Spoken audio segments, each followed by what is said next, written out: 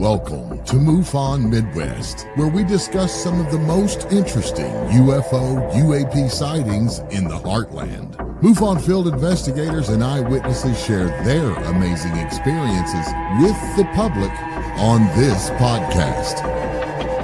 And now, here's your host for MUFON Midwest, Margie Kay.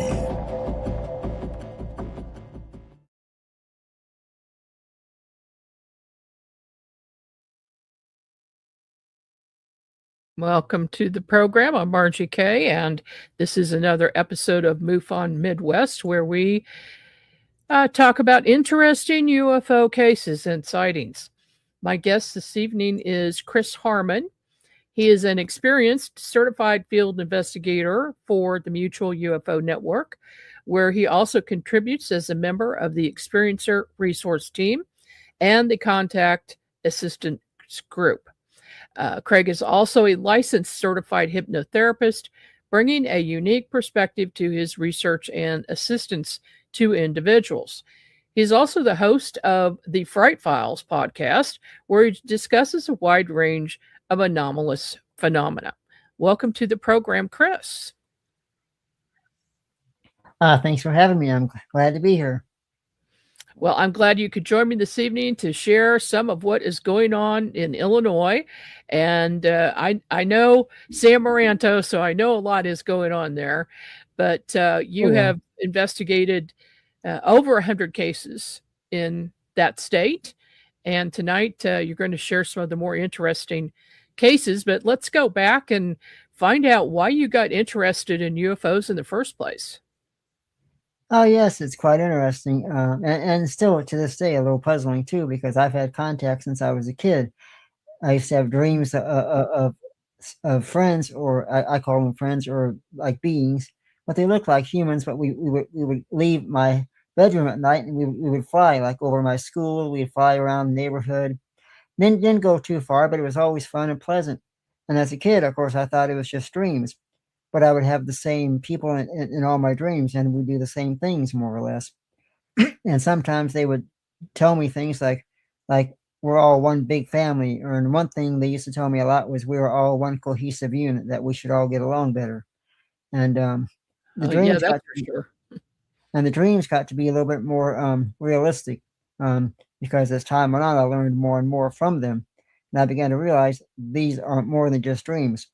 Of course, I learned from an early life that some things, when you discuss with people, they tell you you're just dreaming, you're just imagining things, or you're watching too much TV, or you're believing everything people tell you. You're just knock it off. But of course, as I got older, I knew better, because as I got older, I began to be allowed to see these friends of mine in their natural form, which some people would call them a praying mantis, as I've heard Kathleen Martin mention, and I'm friends with her. Yeah. And I didn't know them as a praying mantis. I always referred to them. Once I saw them in their natural form, I referred to them as like a grasshopper, is what I thought. But she said it was a praying mantis, which I see the resemblance there. Mm-hmm. I was always have missing time, but that's when they would usually take me.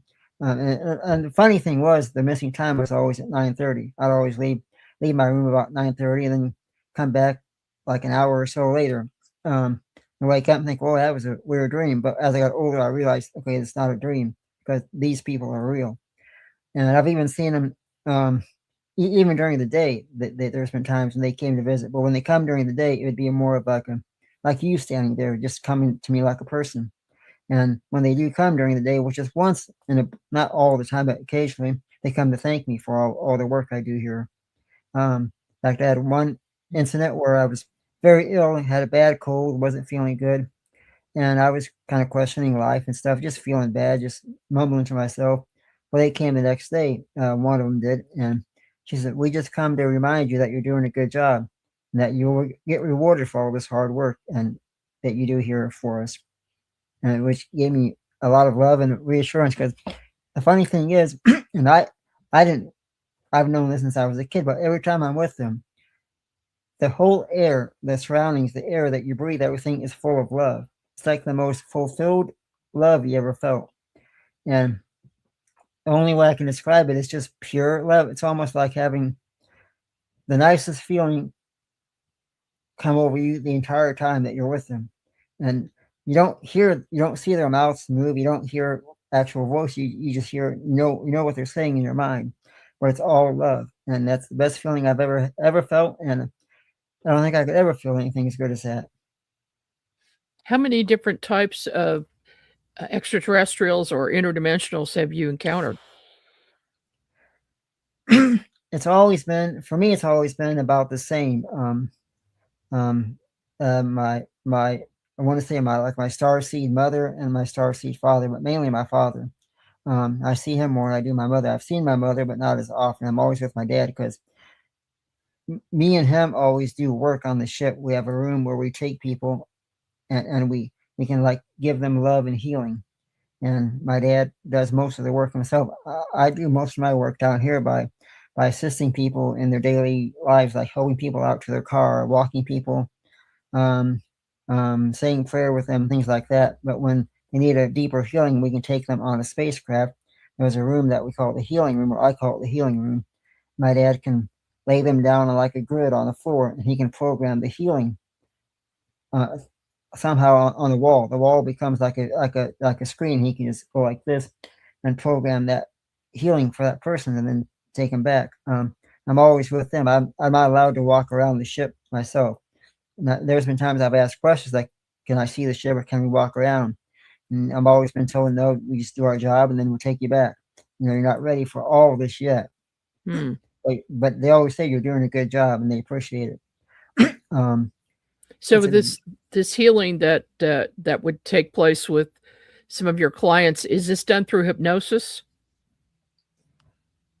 No, the healing, if somebody needs, let's say somebody needs a deep healing, maybe for sickness or illness, somehow I'm able to make contact with my father who is up there, and then they can go up, and then we can take that person, or he can take them, and then we can do the healing. All I know is that usually around 9:30 at night, we'll go up there, we'll do our work, and then at some point I come back. I don't see myself being transported up there. I don't see anybody else being transported or being lifted up.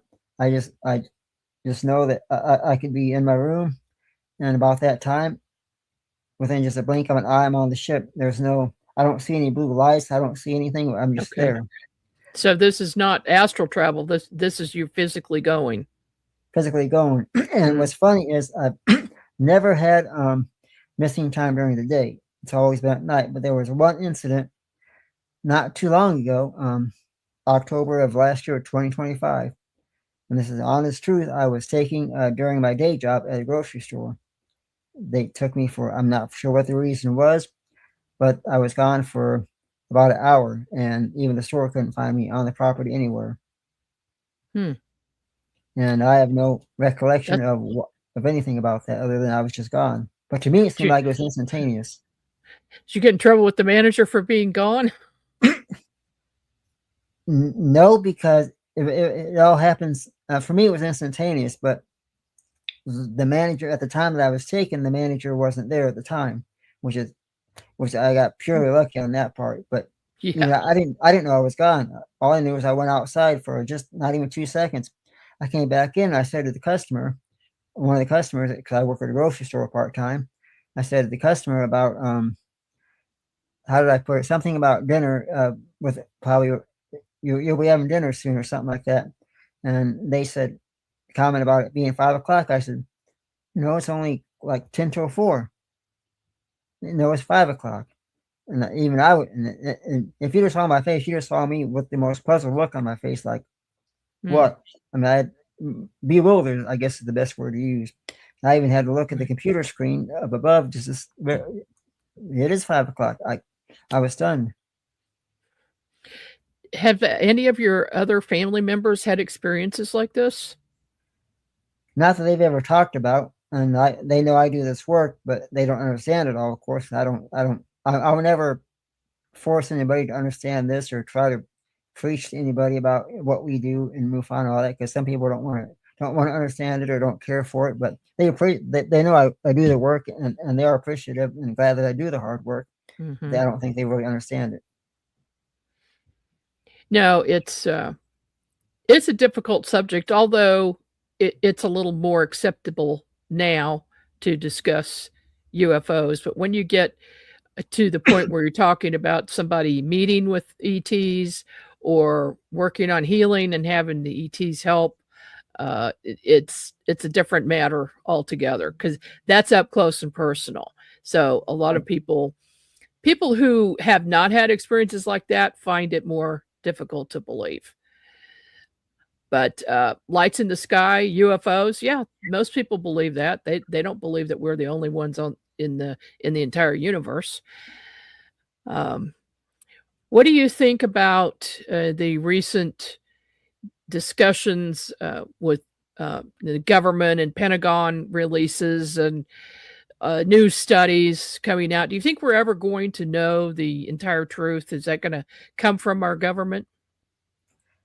I think we're always going to get fed just, as the old saying goes, just bits and pieces or nitpick a little bit here, a little bit there. They'll always keep. I feel like they'll always keep the bigger, more important stuff to themselves because of the fact that they like to have all of the. It's kind of like, if you got 12 eggs and 2 of them are golden, you want to keep the golden ones to yourself and just give everybody else the regular eggs. Yeah, that's a good analogy. Most certainly. What is the most compelling incident that, obviously you've had lots and lots of experiences. What would be the most interesting to you? This is kind of funny. I do mention this occasionally when I'm with some of the MUFON friends, but when I was a kid, I always had the ability, and this, for those who are listening to this, if you don't fully believe this, I don't fully believe it either. I just know that it's happened to me, that I've always had the ability to fly. Whenever I'm with them, I have the ability to just kind of like fly in the air. And it's funny because when I would have dreams, I could literally just go in the air and fly around and then land. And there was one night I had this intense dream that I was on a planet. And I don't know what planet, but there all my family was and other individuals. I was flying around. When I woke up from that dream, or no, considered a dream or not, either way, I said to myself, I know how to fly. I was just flying. As soon as I put my feet on the ground, the information of how to do that left. And I found myself clueless again. But then as the day went on, I realized, oh yes, I was flying. I knew how to fly. And ever since I was a kid, I've always had dreams of flying. And one of the things I remember as a kid was they took me by the hand one night around 9:30, again, like they always do. And we flew around my school. And we were looking at my school from up above. And I remember thinking, this is really neat, being able to see your playground and the school from this high up. You can see the rooftop. And it took a long time, or not a long time, but when you're a kid, the dreams seem so real, but you're still unsure of their dreams. And other people will tell you you're just having a dream, you're just dreaming. Mm-hmm. But when you have the dream of the same people and the same friends every night talking to you and interacting, you begin to realize this is more than just a dream. And when I had that dream of just flying by myself, it was like the first time I ever flew by myself without being held. And I remember thinking that was really neat. When I woke up, for just a few seconds, I knew I was on a planet and we were flying around and having fun. I was flying on my own, like they were letting me go on myself. When I put my feet on the ground, the information was erased. But then later on in the day, I began to get little pieces of it coming back to me. Which sometimes that'll happen. I'll be taken, and when I wake up or when they bring me back, I'll have full memories for a few seconds, and then a lot of it will vanish. But then during the day, some of it will come back here and there. Mm-hmm. Well, you are a certified hypnotherapist. Do you work with clients who have had similar experiences, who have had ET encounters?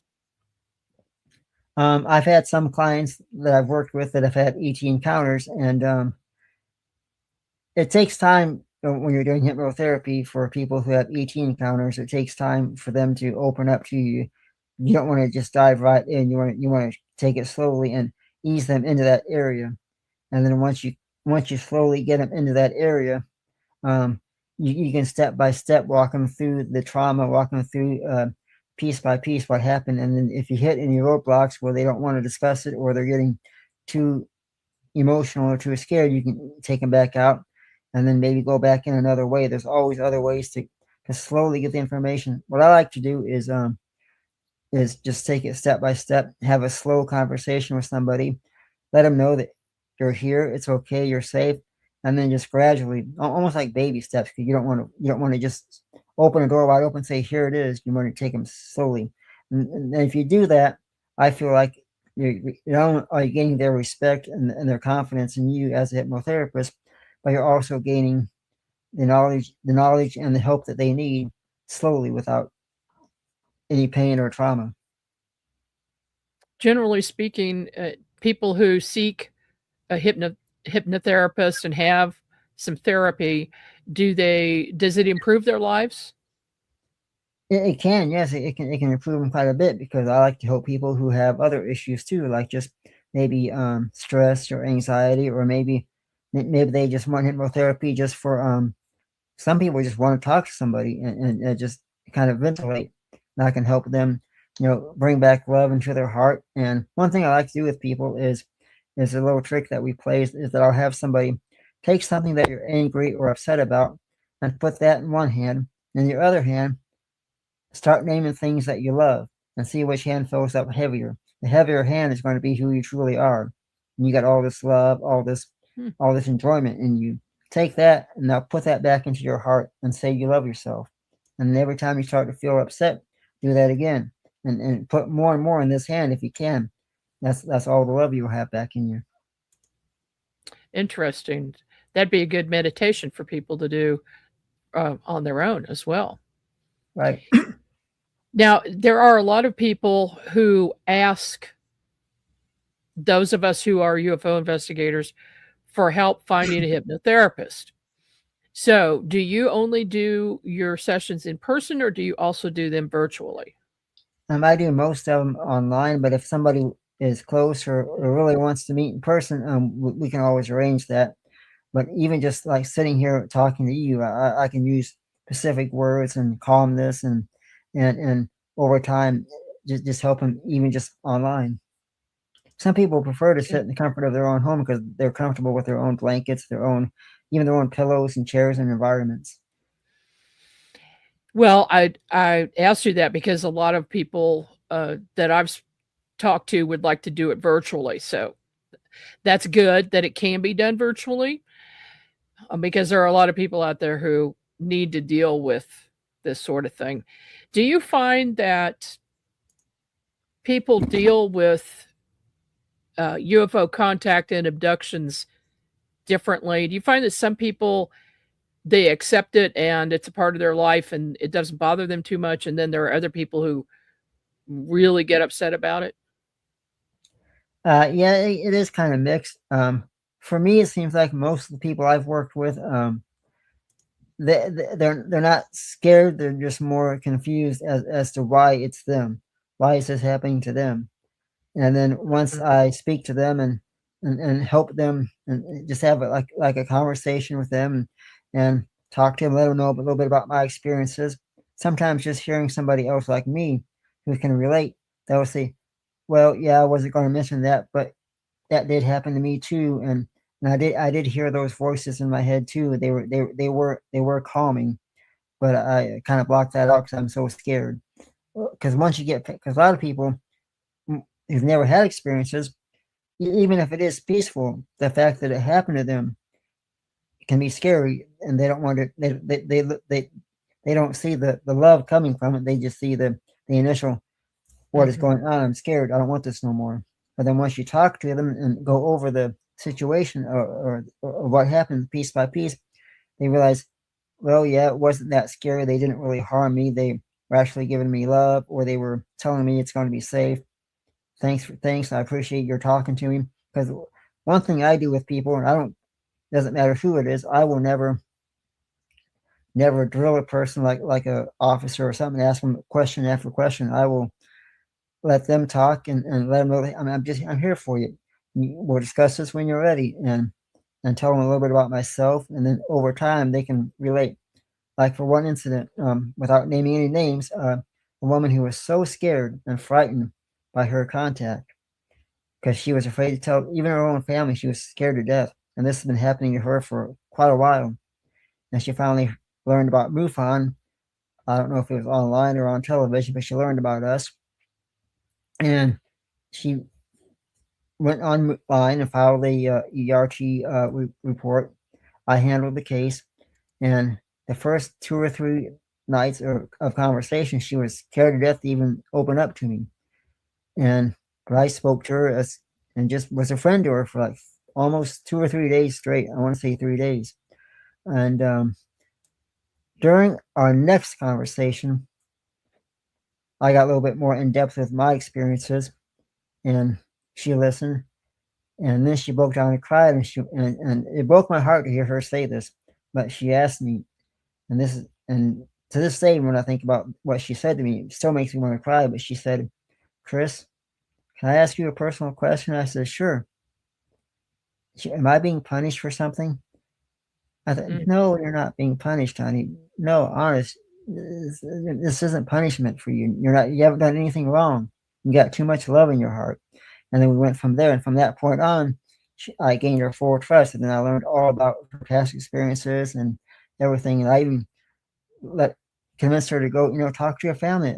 I'm sure they'll understand. And she called me back a few weeks later, said that her family understood. They realized, that's what's been bothering her all these months. And she made peace with everybody. And now she's happy. That's fantastic. I do want to hear about some of your cases, and you've got some photos to show us. We've got a few minutes before the break. Just go ahead and tell us about one of your most interesting cases here. Sure.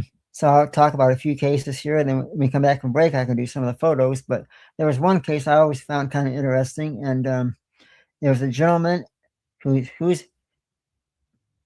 was in his 80s at the time that I did the case. He might be late 80s now, but him and his sister, this is back in the 70s, or maybe not 70s.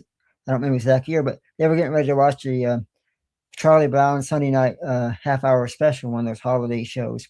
And they were kind of arguing, who's going to get the front seat to the TV, get the TV turned to the right station and get the antenna situated, get a good picture. And they're sitting there, and this is around 7 o'clock, or no, I guess 6:30, because I think he said the show started at 7. And they were trying to get everything situated and get the best seat. And they saw a blue light from the window. And he went to look at it and told his sister, "Come look at this. Come look at this light. It's weird." And they both stared at this light outside. And in just a matter of seconds, their mother was hollering at them to get their butts to bed. "You got school tomorrow." "But we want to watch the show, Mom." The show was over at 7:30. "Get to bed. It's 10 o'clock. And neither one of them could understand how it got to be so late so quick, because to them it was just a few seconds. There's a light, and then their mom's hollering at them. That's a lot of missing time. And come to think of it, I was going to get a drawing from him about what the light looked like in the window and everything, but from what I understood from a family member of his, that he can't motivate too well, so he couldn't draw any pictures. And but he still remembers the story very well. And he never watched it, never got to see the show. Another case that I found very interesting was a gentleman who is now a police officer. And he filed a report because he had a sighting back when he was a teenager. Him and a buddy of his came over to have, his buddy was going to sleep over at the house, have a little sleepover, play games and stuff. And they were outside. They waited till Mom and Dad went to bed, and they were going to go outside and horse around, play around and stuff. Just boys being boys. I can relate to that from a kid. And they both saw this humongous, what he referred to as a black ship fly over. Now this was, I believe he said, 9:30 at night. Same time as what I had my experiences, but it was around 9:30. And they saw this black ship come over. And they live on a farm, by the way. And the ship flew over only took 2 seconds. He said that ship was there and gone, but it was huge. It just, within 2 seconds, it was gone. The funny thing is, after those 2 seconds, the sun was now coming up. It was now 5:30 in the morning. He said his friend got in his car and took off. Never heard from his friend since then. And he now had to go inside and face his mom and dad that he's been outside all night and try to come up with some kind of explanation for them. Didn't really know what to say. But when I worked the case, he wanted to know not so much the spaceship, not so much the UFOs or the aliens inside. He wanted to know, how did that much time speed up or go that quickly? He said, I've never got that off my mind since then. Well, yeah, that would be very perplexing indeed, especially if you don't remember what happened in between. Right. That he would be a candidate for hypnosis, I would think. Yeah, at the time I was not doing hypnosis. This was one of my earlier cases, but yeah, he would have been a good candidate. I don't know if he'd have been up for it or not, because he now he's an officer and he kind of still wants to keep everything private and quiet, but he thought MUFON was a good place to get answers for that spaceship he saw, and he came to the right place. Because if anybody has anything, contact MUFON, because we got some of the best individuals there to give you the help you need. Yes, indeed. All right, we are up on a short break, and we'll be back right after these messages. How do we make the intangible tangible? How do we come to an understanding of a phenomenon when so much information is concocted or misreported and circulated on the internet? How do we find clarity, not only in understanding individual UFO cases, but also the big picture? My name is David Marler. I've been an investigator, researcher, author, and lecturer on the UFO subject for over 35 years. I've always anchored my research in what was meticulously reported and documented regarding UFO incidents. I never succumbed to conspiracy theories. I never relied on second or third-hand reporting. I never let belief lead me. Rather, I've taken a data-driven approach towards the subject, predicated on the original, contemporaneous sources of information. Now, in conjunction with the National UFO Historical Records Center, the largest UFO archive ever assembled in the United States, I am working with a dedicated team who shares this approach and vision. Now, more than ever, we need credible material presented on the UFO subject. As we work through our vast archive, we will bring you the original source materials related to historic UFO cases. Our archive is comprised of thousands of case files derived from some of the earliest UFO investigative and research organizations, APRO, NICAP, CUFOS, and many others. Some of these are familiar cases, but the majority have never been shared or discussed publicly before, until now. Together with my colleagues, who are some of the leading historians in the United States on the UFO subject, we look to be a credible voice for the field. Everything we present is backed up by the original military or civilian UFO reports, the original audio tapes, the original correspondence, the original news clippings, and original photos. All of these are housed at the National UFO Historical Records Center, where they can be accessed by visitors. All of these materials we look to share with you, our audience, in our series, UFOs in Retrospect.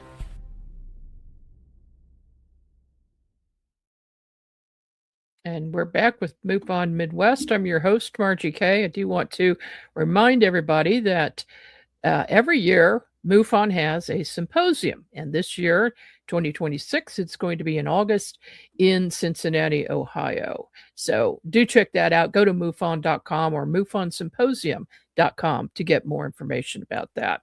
We're talking tonight with Chris Harmon, a field investigator for MUFON in Illinois. And just please continue with your interesting cases and photos that you've got. Yes, I've done quite a few cases, and some of them have always been very memorable. There was a case I did about 3 years ago, and it was a very interesting case. A mother had a young daughter, still has, and her young daughter that she had at the time still has daughters. I think, I'm not sure how old the daughter would be now, but the mother would always find her daughter talking to her friends in her bedroom, and playing with her friends and giggling, laughing. And her mother one day went in and wanted her daughter to draw me a picture of your friends, because her daughter made it sound like these friends are real. not just imaginary. I mean, the daughter made it sound these were real friends, real people. So her daughter was drawing pictures of her friends, and I have that photo. That's a private photo. But her mother then wanted to stay awake one night and see if she could see those friends that her daughter plays with at night. And so her mother stayed awake in bed because it was always nighttime when the daughter would be playing with her friend, sometimes during the day, but mostly at night. And so her mother stayed up one night to see those friends that her daughter played with. And her mother stayed up, and she was looking towards where her daughter's little bed area was. And lo and behold, next to the crib was this being with black eyes, and it had like a surgical mask on its covering its mouth area. And her mother saw all this, and wow, these are, as we call it, aliens or ETs. And that's the photo there. The mother drew this. The photo that her daughter drew, I got that privately, but that's the photo her mother drew, and that's the crib that they were looking in at the daughter who was sleeping in the crib. And her mother sent me these photos, and you can see the surgical mask. You can see the eyes. I worked with her mother for a few times, helping her understand what all this was. And I told her mother that the black eyes they wear, that is just kind of like sunglasses to block our light source that we have here on Earth. And the surgical mask, I can't explain that, but I have heard other reports where people have said they had surgical masks on, or like a blue like hospital gown on. So it's not unusual to see a photo like this, but it definitely was an interesting case. And her mother got proof that her daughter was talking to real people, not just imaginary friends. Yeah. I guess that was quite a shock to the mother. It was, because I think she said she was like frozen in shock. She couldn't move. She couldn't. And so many times I work with people who often say, "And Chris, I didn't get my phone out because I was too in shock what I'm seeing." And it's a common thing. It's very seldom does anybody ever get their phone out. They're always just frozen in shock. Well, I know the feeling. I've done it myself, and a lot of my witnesses have done the same thing. But it's interesting that the child was not afraid. No, the child wasn't afraid. Of course, her child had been talking to these imaginary friends since more or less since the time she was born. She was always interacting and playing with these friends. Her mother thought it was just imaginary friends. We all have those, but the conversations were a little bit more interesting. And there were times when the daughter would be, "Yeah, sure, you can. Yeah, you can do this. You can play with my toys." And her mother thought, well, that's kind of strange because it sounds like there's actually somebody there. That's when one day when her daughter was a little older, her mother said, "Can you draw me a picture of what your friends look like?" And daughter drew the being. So the mother said, "I'm going to stay awake, see if I can see those." And sure enough, she was able to see them. Her mother didn't interact with them. She was just standing back, just kind of frozen looking at it. But she got her proof. And then she drew that picture for me to see and to show that this is what I seen. Right. Goodness. And do you keep in touch with them? Yeah, I still keep in touch with the mother. Occasionally, I'll get an email or something from her. Even sometimes I'll just send an email to my case witnesses that I work with and just check up on them. How you doing? If you had any more experiences lately, anything else you wanted to do? Any new photos or drawings? And they all seem to always write back saying, "Oh, you did a great job. I'm comfortable with everything now. I understand it better." Every now and then somebody will say, "Hey, I had another experience, Chris. I want to share it with you." And I always enjoy hearing back from them. There was one case I did that was very interesting. And this was just a matter of just like wrong place at the wrong time. A gentleman who was in his late 80s, older man, his wife had passed on, and he was living alone at home with their dog. And he went outside to take his dog to do its business. And just as he was opening up the door, that's when this spaceship happened to fly by. And he froze for a few seconds over what he saw. And then there again, after those few seconds were up, he had missing time. Him and his dog both were had a couple hours of missing time. But what was interesting was he had a little bit of a suntan that evolved from this, and almost Not a burn. he said it was like a deep suntan, not so much a heavy burn, just a deep suntan. Okay. And kind of like when you're laying out on a beach for a little bit too long. And he couldn't explain that other than he said it must have been, he thought maybe it's from being too close, because the way he spoke to me was that the craft was low enough he could make details out of it. And he thinks that's how this happened. And I said, how did you know it was a spacecraft? He said, because he'd been in the military and stuff, but he knew, he heard stories about spacecrafts, and he knew that was not a normal continental air jet or nothing like that. He knew that was unusual. But there again, it was just a few seconds, and he had missing time from it, him and his dog both. Yeah, I've had a similar case with the policeman, and it was very, very close, less than 100 feet above him, and he had a sunburn on the right side of his body. Oh, wow. Yeah, like a sunburn, but it was a burn. And then there's always these cases cases that I've had that have been very interesting, and that they've been very positive. There was one case I worked in the ERT, and I'll keep the names, everything private, but this gentleman had a great healing. Yeah, he sent me x-rays of how his back had been twisted for quite a few years due to, I think it was the injury that he had. I forgot how the injury was, but his back was crooked from the injury. And he had ET experiences, and he sent me updated x-rays that they had completely redone his spinal cord on his back to where he can now bend up and down and walk around perfectly. And he had the x-rays to prove it. He had the before and after. And I sent those to, I believe, to one of our buddies in MUFON, and everybody was shocked to see how perfect everything was.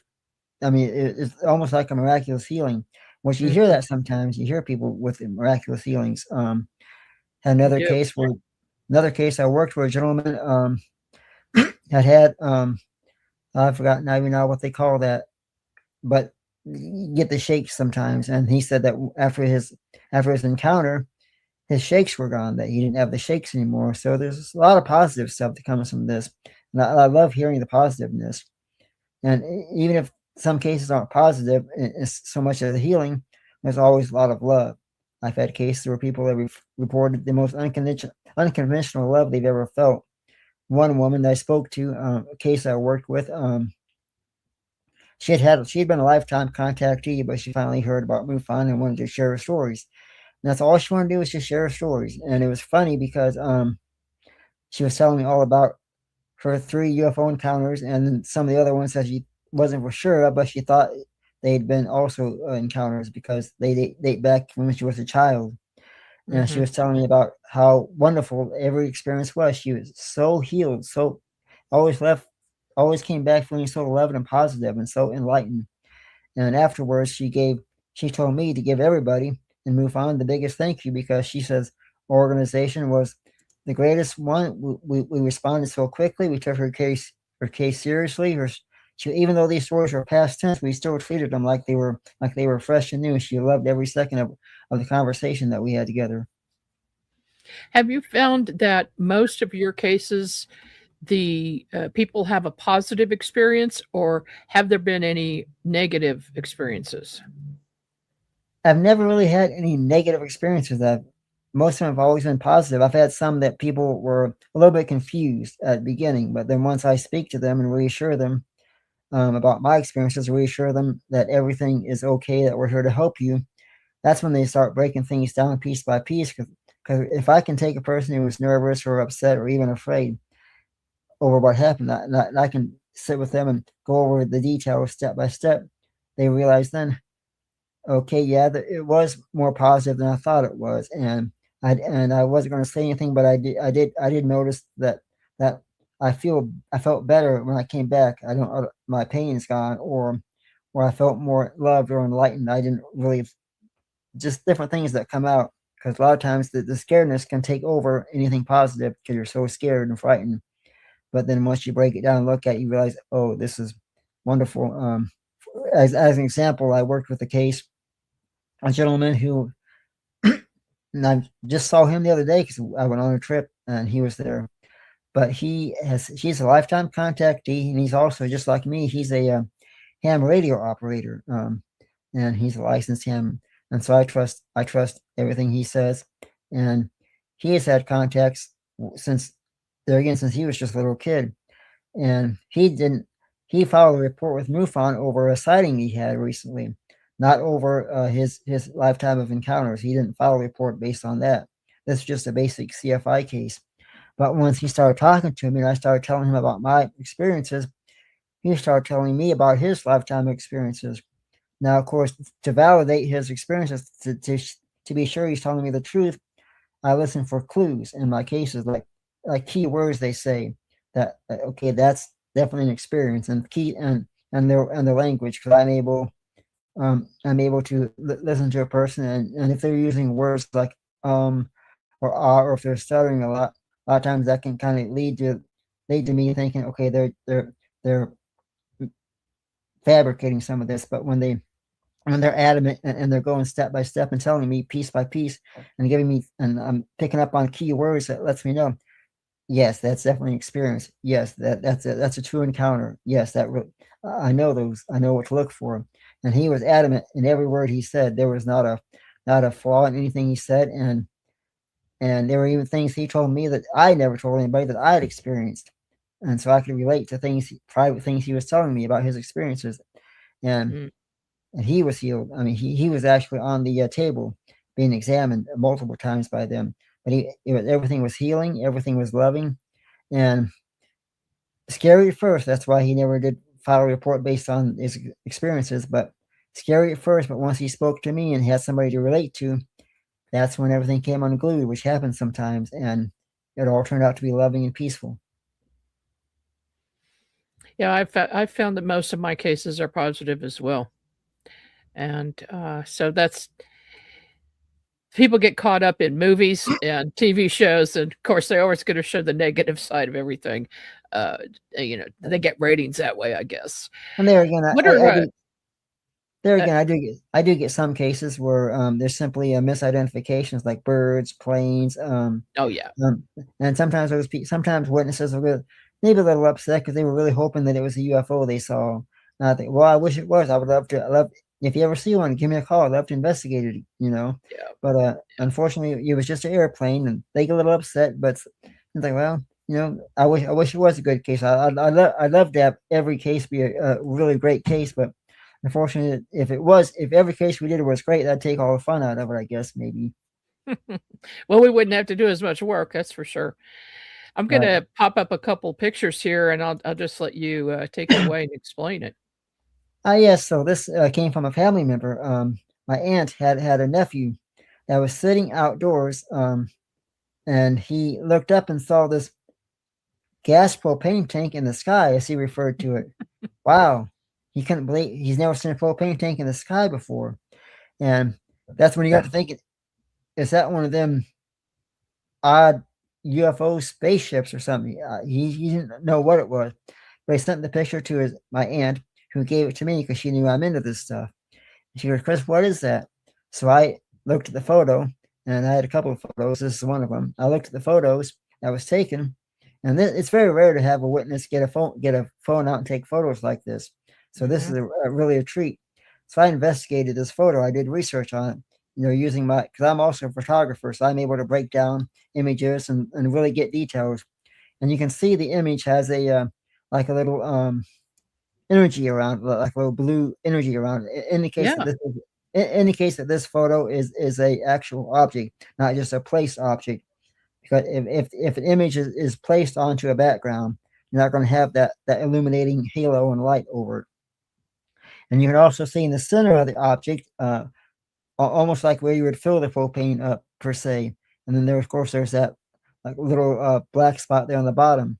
And so my conclusion after investigating this and going over flight radar, doing all of my checkpoints, check flight radar, check the surrounding areas, check to see if anything else is going on at the time. Was there any neighbors or anybody that saw anything? Is there anything else that could have gave that illusion? What else was in the sky at the time? I'll check that out too. And and checked for drone activity and different things. And my conclusion was that there was nothing in the area at the time, no planes, no birds, nothing in the sky. And it was a crystal clear day in the afternoon, around 3 or so. My conclusion was that this was definitely an unidentified aerial phenomenon or flying object. Yeah, it looks like it. That's interesting. How about this one? Yes, these next set of photos that you'll be seeing. This is from a witness I worked with in the ERT, and she has had multiple contacts, and she's able, luckily enough for her, I say luckily enough because she always gets great photos. They allow her to film them. She can be outside, and her and her sister are both contactees, but her sister doesn't speak. Only she does. Her sister doesn't like to discuss none of it. But she'll speak to me over the phone different times. Every couple of weeks, I'll get a call from her or an email. And she can stand outside and she'll see the spaceship every night. Not every night, but every so often at night. And she's able to film it with her phone. So I took her videos that she sends me. I'm able to break those videos down and frame by frame get these photos from those videos. I'm able to investigate. Of course, I always investigate the photos and the videos. And I cannot find anything else in the sky at the time that would give off this object look. And when you break these photos down, you almost see the morphing and the shape shifting of the object, of the flying object. You can see the different colors that it illuminates. And she says it'll flash different colors and it'll kind of morph and kind of twist and turn in different images. And you can almost see the lights coming from it. Some of the photos that you'll see, I've had like 3 or 4. You can see 3 or 4 lights. In one of the photos, you can actually see almost the body of the ship. It's really unique. And she sees this every couple of weeks or so. She'll there it is. That's a good one. You can almost see the whole body of it. It's amazing, and you can.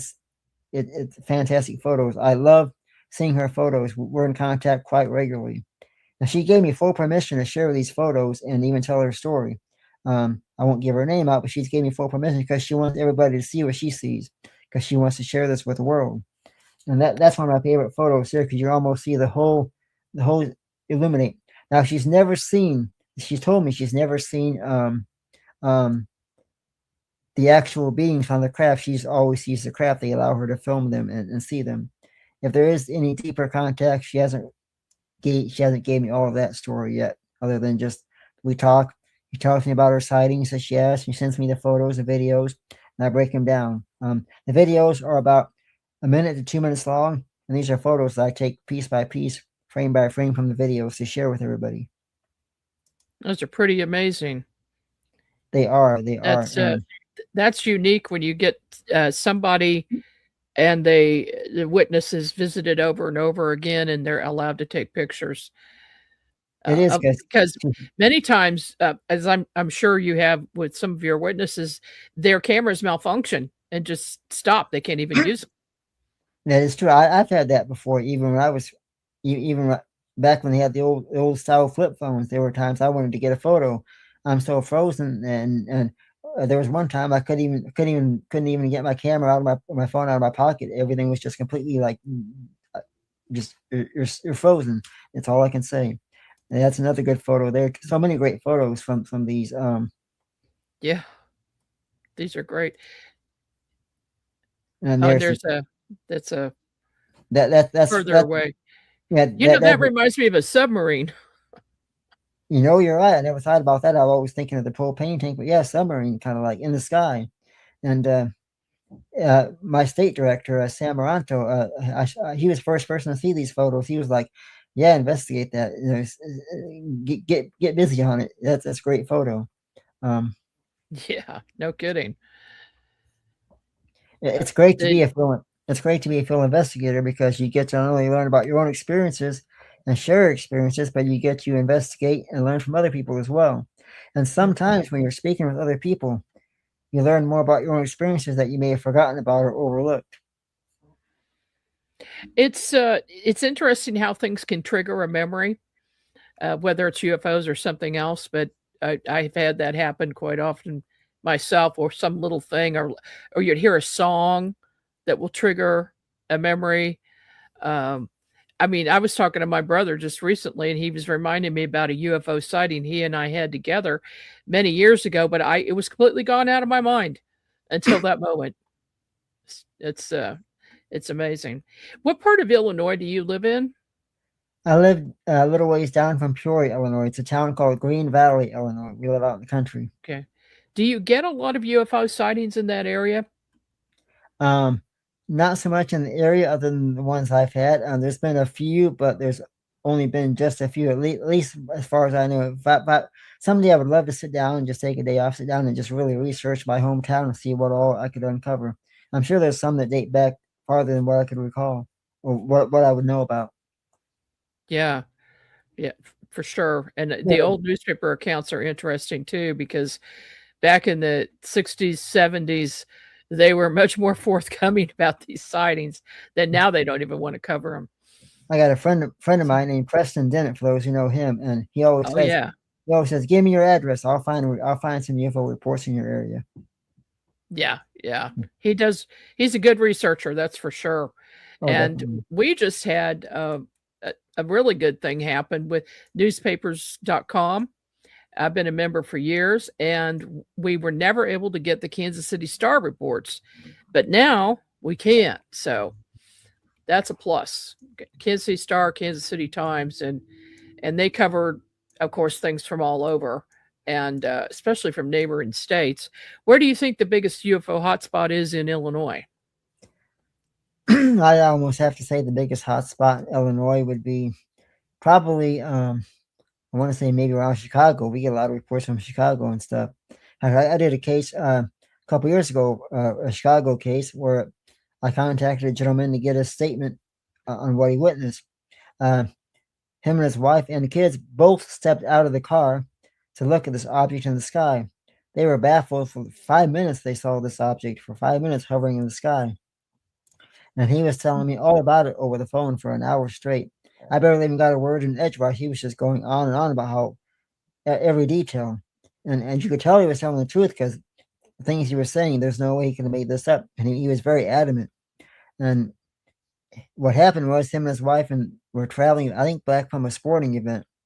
And they saw this object left-hand side. And so they stopped. They all got out and looked. And they're staring at this thing, black. I believe it was a black triangle. I have to go back and look. They're staring at this object in the sky. And he said his kids were hollering, "Daddy, Daddy, look at that. What is that?" And his wife was puzzled. "Honey, what is that?" And that's one of them there UFO saucers. And he was sitting there looking at it. And so it wasn't just a few months after, a few weeks or so after, somewhere around there, he filed a report with MUFON. I investigated the case and interviewed him, and sure enough, I could not find any explanation other than that was an unidentified object. I couldn't find any proof otherwise. Excellent. Well, we've got a couple minutes left. Why don't you tell us a little bit about your podcast? Yeah, my podcast, we usually do it on Monday nights and Friday nights. It's called The Fright Files. We got some new episodes hopefully coming soon. The Fright Files is a great show because we tell reports of Bigfoot and some of UFO and different stories, different things, cases and stuff that are very interesting. These are stories that you may not have heard of otherwise. Interesting stories by witnesses and different people that want to share their thoughts. We had a guest host a few weeks ago, Shane Hurd, who was talking all about his UFOs and Bigfoot encounters. We had another guy a couple weeks ago, Carl Suck. Very great interview.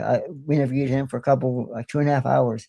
He was telling all about his firsthand Bigfoot encounters where he actually had Bigfoot come in the tent and grab his forehead. And he said it was the most frightful thing he ever seen. Great interview. But when you watch the show, you're going to hear a lot of UFO reports, some Bigfoot sightings and reports, some great photographs. Every now and then we have witnesses on there. I got a co-host named Madam Mina. Her name is Rachel, but we call her Madam Mina on the show because we have silly names on the show. She helps out a lot. It's a great show, and everybody can go there, like and subscribe, and be sure to like and subscribe to MUFON and go to MUFON.com and check us out because we've got a lot of great stuff on the MUFON website that is fantastic. Yes, indeed. Well, thank you so much, Chris. I appreciate you spending some time with me this evening and sharing some of your very compelling stories. Hang with me for just a minute as we close the show out here, if you would. Thank you very much. All right. That concludes another episode of MUFON Midwest. And if you are a witness or an investigator and would like to be on the show, just contact me. Just go to the Central Region MUFON website, and that's where you'll be able to contact me. I'd like to hear what's going on. Doesn't have to be in the Midwest, but it would be preferable. So if you've got a good story to tell, let me know. We'll see you here again next week. The MUFON Midwest podcast is a production by Unex Media. I'm your host, Margie Kay. The producers are Race Hobbs and Bill Skywatcher. Copyright 2026 by Margie Kay and MUFON. This is the Central Region MUFON podcast, and our website is MUFONCentralRegion.org. If you've had a UFO encounter and would like to be a guest on the program, please contact me at MUFONCentralRegionDIR@gmail.com. To file a UFO report, go to MUFON.com. That's MUFON.com.